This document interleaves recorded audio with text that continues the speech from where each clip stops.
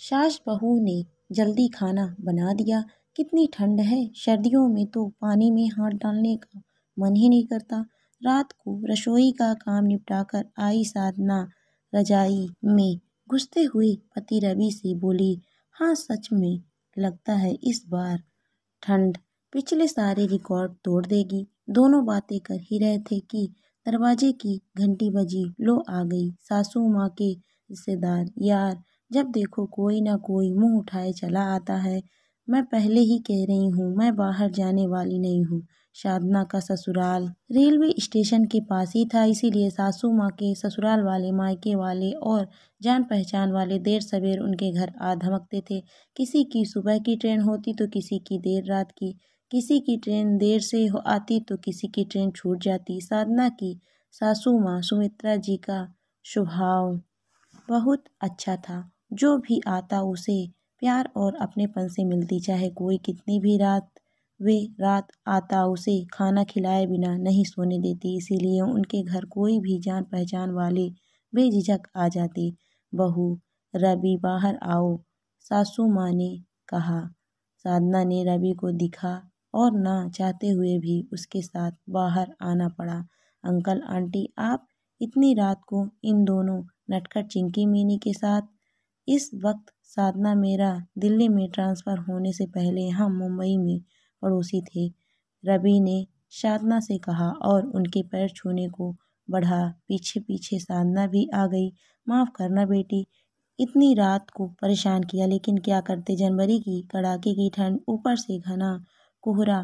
कोहरे के कारण ट्रेन बहुत धीरे चल रही थी। स्टेशन पर पहुँचे तो 10 बज चुके थे। जहाँ जाना था उनका घर यहाँ से बहुत दूर है, इसीलिए रात को कोई टैक्सी या ऑटो वाला वहाँ जाने के लिए तैयार ही नहीं हुआ। सोचा होटल में रुक जाते, पर साथ में 2 जवान लड़कियाँ हैं, यह सोचकर मन ही मन मना किया। फिर तुम्हारी सास सुमित्रा भाभी का ख्याल आया। फ़ोन की बैटरी भी चली गई थी, नहीं तो फ़ोन कर देते। साधना को देखकर झिझकते हुए शर्मा जी बोले, कैसी बात कर रहे हैं आप भाई साहब, यह आपका ही घर है, जब मन चाहे चले आइए और ऐसी परेशानी में अपने ही काम आते हैं। ठीक किया जो आप यहाँ चले आए।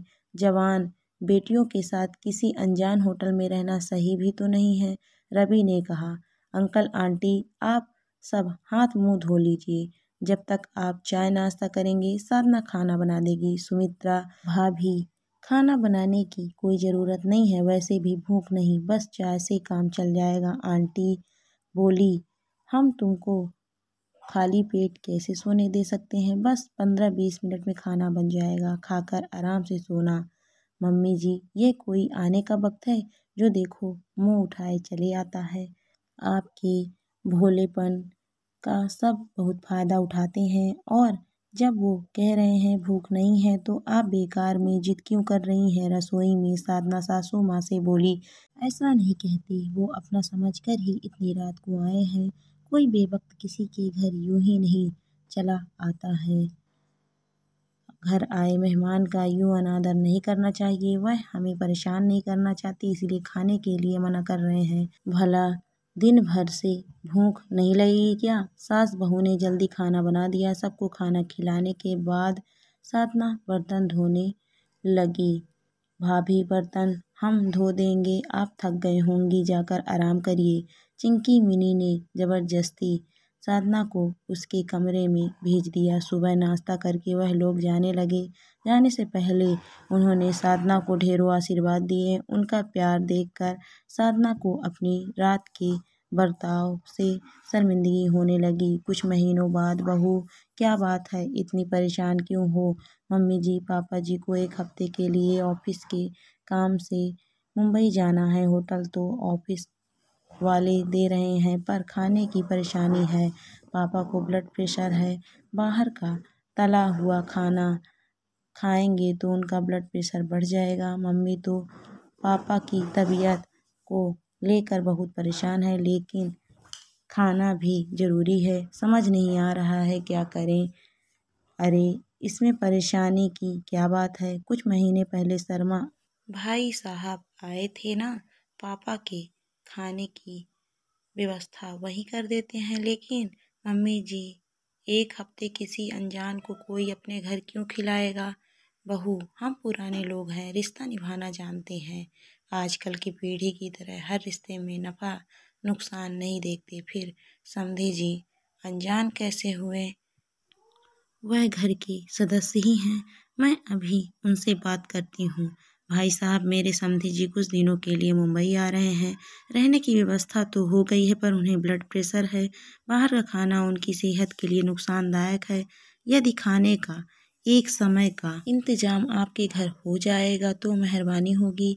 आपने हमें ऐसा बोलकर पराया कर दिया है। हम हैं तो उन्हें होटल में रहने की क्या ज़रूरत है?